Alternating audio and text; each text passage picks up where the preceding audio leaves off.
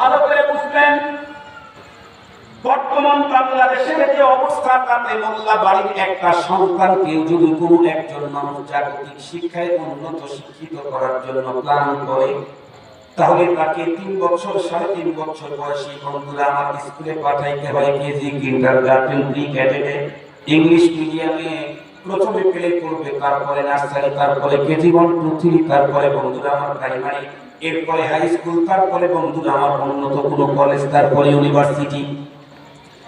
এরপরে এই বাচ্চাটাকে উন্নত ডিগ্রির জন্য Hong Kong, German, Japan, Scotland, Ireland, America, London সহ আরো বিশ্বের কোনো ল্যান্ডে পাঠালেন। একদম নার্সারি থেকে শুরু করে বিদেশের ডিগ্রি আনতে 30-32 বছর সময় শিক্ষানবিষ্কার পার করে দিল। কিন্তু সত্য কথা বলেন, 32 বছর পর্যন্ত শিক্ষানবিষ্কার পার করলেও মোল্লা বাড়ির এই ছেলেটি 32 বছরে কোনো একদিন আশহাদু আল্লাহ ইলাহা ইল্লাল্লাহর তালকিন পায় না। এজন্য আজকে বাবা মা কত খুশি, এ প্লাস করেছে, এ প্লাস, জিপিএ 5 পেয়েছে। আরে মুসলমান, তোমার সন্তান কিসে জিপিএ 5 পেয়েছে? তুমি 5 মণ মিষ্টি কিনা বিতরণ করছো, কোন সাবজেক্টে জিপিএ 5 পেয়েছে? সে অঙ্কে জিপিএ 5 পেয়েছে, ইংরেজিতে পেয়েছে, সে পেয়েছে সমাজে, সে পেয়েছে বিজ্ঞানে। এই জেএসসি, এসএসসি, এইচএসসি যত যারা বোর্ড স্ট্যান্ড করেছে, ওদের উপরে জরিপ চালান, ডেকে নিয়ে বলেন, অঙ্কে তুমি তো 100 পেয়েছো, ইংরেজিতে 100 পেয়েছো, ইমানে মুজমালটা বলো তো দেখি, ইমানে মুফাসসালটা বলো তো দেখি, কালিমায়ে শাহাদাতটা বলো তো দেখি। চ্যালেঞ্জ করলো সারা বাংলাদেশে স্ট্যান্ড করা মুসলমানের সন্তানও কালিমায়ে শাহাদাত, ইমানে মুফাসসাল, ইমানে মুজমাল বলতে পারে না। তো আমি কি শিখাইলাম আমার সন্তান? এই সন্তান তো আল্লাহর আদালতে আমার বিরুদ্ধে আপিল করবে, মোকদ্দমা করবে। এই ছেলে যার জিপিএ 5 পাওয়ার কারণে 10 মণ মিষ্টি বিলাইলাম, সেই সন্তান আল্লাহর আদালতে গিয়ে আমার বিরুদ্ধে আপিল করবে, মামলা করবে। এই জন্য মুসলমান খুব ভালো করে মনে রাখবেন, পৃথিবীর কোন একজন বাবা যদি তার সন্তানকে দুনিয়ার সকল ডিগ্রি অর্জন করায় দেয়, টাকা পয়সা, অর্থ সম্পদ, বিত্ত, বৈভব, বন্ধুরা আমার, মিল কারখানা, ইন্ডাস্ট্রি, গ্রুপ অফ ইন্ডাস্ট্রিজের মালিকও যদি বানায় দেয়, আল্লাহর কসম, যদি তাকে কালিমা আর ঈমান না শিখায়, তাহলে ওই বাবা তার সন্তানকে এমন ঠকাইলো, আল্লাহর আদালতে সন্তান বাবার বিরুদ্ধে নালিশ করবে। আল্লাহর কোরআন তার স্পষ্ট প্রমাণ। পক্ষান্তরে যে সন্তান ছোট্টবেলায় মাত্র কয়েকটা কালিমার পুঁথি নিয়েছিল মর্নিং বক্তব্যে গ্রাম্য মুন্সির কাছে, যে মুন্সির কোনো দামই নাই, কিন্তু সেই মুন্সি তার স্লোগান শিখিয়েছিল, আমানতু বিল্লাহ ওয়া মালাইকাতিহি ওয়া কুতুবিহি ওয়া রুসুলিহি ওয়াল ইয়াউমিল আখির ওয়াল কদরি খাইরিহি ওয়া শাররিহি মিনাল্লাহি তাআলা ওয়াল বা'থি বা'দাল মাউত। বন্ধুরা আমার খুব ভালো করে বুঝবেন, এই একটা স্লোগান মুখের মধ্যে বন্ধুরা আমার জারি রেখেছে, অন্তরের ভিতরে সেটিং ফিটিং করেছে, আর বাকি জীবন এই স্লোগান অনুপাতে তার জীবন পরিচালনার জন্য প্রাণপণ চেষ্টা চালিয়েছে।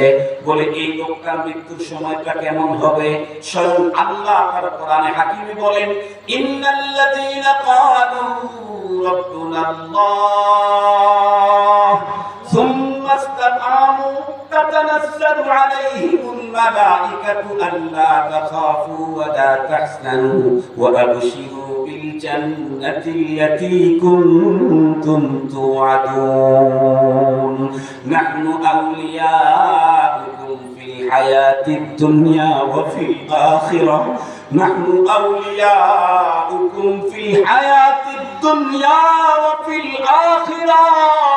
খুব ভালো করে বুঝবেন, রব নিজে বলেন, এই পৃথিবীর যে মানুষগুলির মুখে স্লোগান ছিল রব্বুনাল্লাহ, আমার রব হলেন আল্লাহ, আমানতু বিল্লাহ, যে লোকের স্লোগান ছিল লা ইলাহা ইল্লাল্লাহ, যে লোকের স্লোগান ছিল আশহাদু আল্লা ইলাহা ইল্লাল্লাহ, আল্লাহু আকবার বলেন।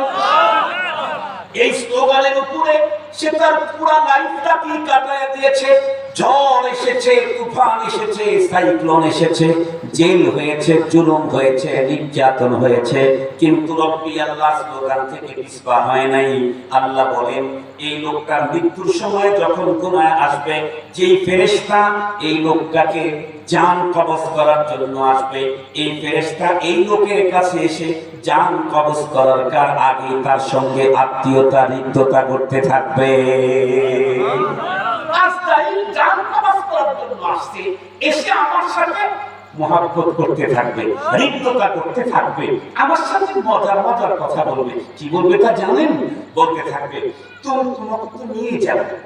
বিচলিত, হ্যাঁ আমাকে নিয়ে যাবে তুমি? ফেরেশতা তখন বলবে ভয় নেই, তোমার কি গাড়ি আছে, তোমার কি বাড়ি আছে, তোমার বিল্ডিংটা কত উন্নত, তোমার টাওয়ারটা কত উঁচু, তুমি কি বার্জ আল খলিফার মালিক? দুবাই পৃথিবীর সবচেয়ে উঁচু টাওয়ার এখন দুবাইতে, এর চাইতে 8 ফিট না 10 ফিট উঁচু টাওয়ার এখন তৈরি হচ্ছে সৌদি আরবে। এখন হয় নাই, হচ্ছে। সবচেয়ে দামি টাওয়ারটা ধরে নিলাম বার্জ আল খলিফা, এটার মালিকও যদি কেউ হয়, ফেরেশতা এসে বলবে যে তোমার এটার চাইতে যেখানে নিয়ে যাবো সেটা অনেক সুন্দর। সুবহানাল্লাহ বলবেন কি? কেন? কারণ এটা তো দুনিয়ার মানুষের প্রযুক্তি সেটিং ফিটিং আছে, আর তোমাকে যেখানে নিয়ে যাবো এটা রব্বুল আলামিনের প্রযুক্তি দিয়ে লাগানো। সুবহানাল্লাহ বলবেন না যে ভাই? আল্লাহু আকবার। কিতাবে লিখেছে বর্তমান পৃথিবীর বড় আলেম, বাংলাদেশের বড় আলেম না, বর্তমান পৃথিবীর বড় আলেম পাকিস্তানের সাবেক চিফ জাস্টিস আল্লামা মুফতি তাকি ওসমানী হাফিজাহুল্লাহ। যা পরিচয় দিতে গেলেই একদিন ওয়াজ করা লাগবে, যা পরিচয় দিতে গেলে জগৎ বিখ্যাত আলেম, যিনি তামাম দুনিয়াকে ঘুরে ফিরে দেখেছেন কয়েকবার। পৃথিবীর সর্বপ্রথম সূর্য উদয় হয় যে রাষ্ট্রে, সেখানে উনি গেছেন। পৃথিবীর সর্বশেষ সূর্য অস্ত যায় যে রাষ্ট্রে, সেখানে উনি গেছেন। আল্লাহু আকবার বলেন। আপনাদের ভাবে মনে হইতেছে আপনারা কালকেই মাত্র ঘুরে আসলেন। আপনারা গেছেন? জীবনে দেখছেন না, কিন্তু ভাবে মনে হইল কালকেই সফরটা করে আসলেন। পৃথিবীর প্রথম সূর্য উদয় হয় যে রাষ্ট্রে, সেখানে উনি গেছেন। সর্বশেষ পৃথিবীতে সূর্য অস্ত যায় যে রাষ্ট্রে, সেখানে উনি গেছেন। এটা মজার কথা বলি, পৃথিবীর সর্বপ্রথম সূর্য উদয় হয় যে রাষ্ট্রে, সেই রাষ্ট্রেও কওমি মাদ্রাসা আছে। আল্লাহু আকবার বলেন। কি মাদ্রাসা? আর একটু জোরে বলেন। আপনাদের অঞ্চলে আছে তো? ভালো চোখে দেখেন না টেরা চোখে দেখেন? ভালো চোখেই দেখেন। ভালো ভালো, টেরা চোখে তাকায়েন না, কারণ চোখের কন্ট্রোল যার হাতে, কওমি মাদ্রাসা তার প্রতিষ্ঠান। টেরা চোখে তাকাইলে যদি চোখটা সোজা করতে না দেয়, এজন্য টেরা চোখে তাকাইবেন।